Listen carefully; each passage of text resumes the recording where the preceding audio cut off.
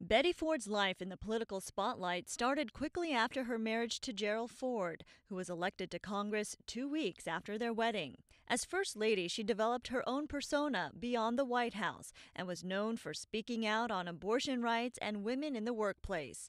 Also the mother of 4 children, she was considered strong, active, and most of all, candid.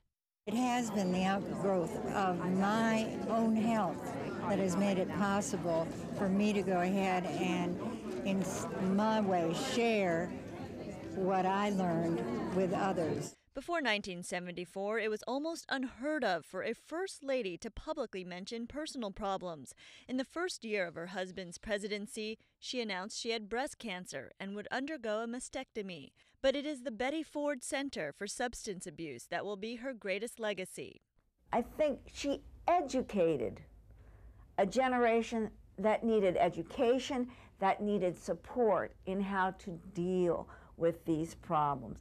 Mrs. Ford disclosed publicly that she had for years abused alcohol and had become dependent on prescription drugs, the first major political figure to openly address a problem that plagued millions. It has been from the very first day a place for any man or woman who wanted help. It made it unnecessary to hide the reality of substance abuse. And I think that was a contribution that Betty Ford made. Mrs. Ford kept largely out of the public eye in her latter years.